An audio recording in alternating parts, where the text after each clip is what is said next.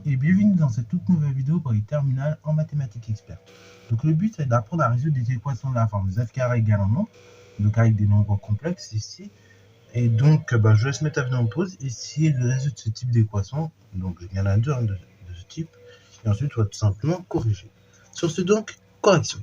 Alors on va commencer par la toute première équation, donc z carré égale 88. Donc là ici j'ai z carré égale un nombre positif. Donc j'ai deux solutions. C'est-à-dire que z, il peut valoir moins racine de 88, ou bien z, il peut valoir racine de 88, ok? Équivaut à z égale, donc là, 88, je regarde si je peux décomposer rapidement en produit facteur premier. Bon, a priori, oui, hein, c'est pas un nombre premier, 88.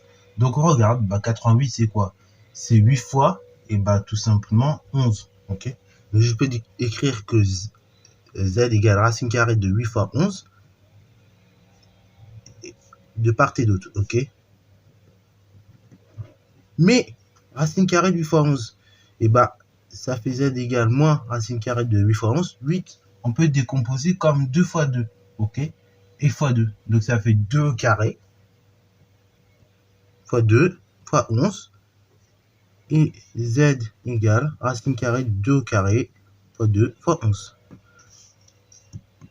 On simplifie, ça fait z égale moins racine carrée de 2 au carré fois 2 fois 11, donc racine carrée de 22, et z égale, donc racine carrée de 2 au carré fois racine carrée de 22.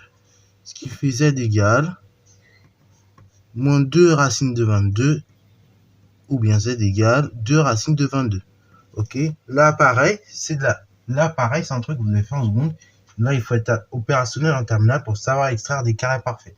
Ok, très souvent en terminale, on va vous donner des nombres où faudra essayer de simplifier. Ok, donc essayez d'apprendre à avoir la réflexe de voir si on peut décomposer dans la racine de nombre sous forme de produit facteur premier et voir s'il y en a qui se répètent du coup.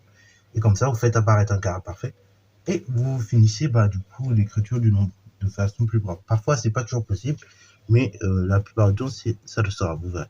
Alors du coup, deuxième équation, z carré égale moins 350. Donc on veut la valeur de z. Donc là, z carré égale un nombre négatif. Donc là, j'ai deux solutions par propriété. Ça fait z égale moins i, racine carrée de valeur absolue de moins 350. Et z égale i racine carrée de valeur absolue de moins 350.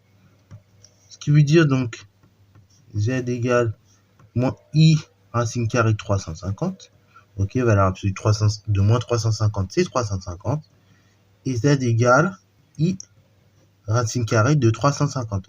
Pareil, valeur absolue de moins 350, je trouve toujours 350. On continue la manœuvre. Donc z égale moins i facteur 2.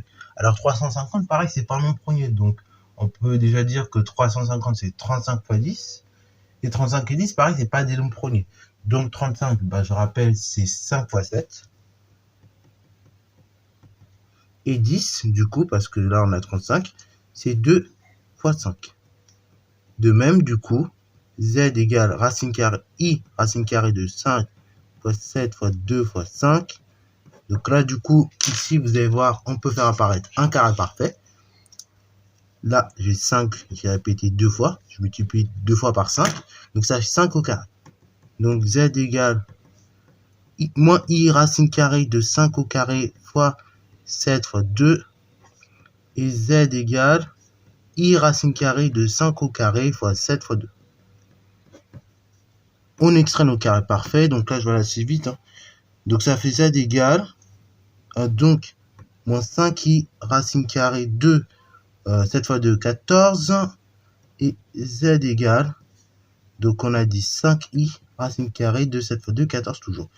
Ok, ce qui veut dire, donc là on va l'écrire un peu plus proprement, z égale, donc moins 5 racine de 14, i, et z égale 5 racine de 14, i.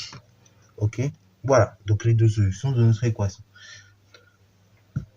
Donc là encore une fois, comment je suis passé de tout ça là, 5 au carré fois 7 fois 2, donc le tout en racine, à 5 tout seul? Et je rappelle, c'est parce que d'une part on peut racine carrée de A fois B fois C, c'est racine carrée de A fois racine de B fois racine de C. Donc du coup, ça fait que on peut écrire racine carrée de 5 au carré fois racine carrée de 7 fois 2. Donc il me reste racine carrée de 14 et racine carrée de 5 au carré, c'est 5. Ok, donc je vais plus sortir mon 5, moi j'en ai I. Donc je peux avoir mon 5 qui est ici, mon 5 qui est ici. Et c'est la même procédure ici pour cette deuxième partie, ok, cette deuxième égalité. Voilà, donc c'est tout pour cette vidéo, j'espère qu'elle t'a plu. Si c'est le cas, n'hésite pas à la liker, commenter et bonne histoire en mathématiques et en sciences.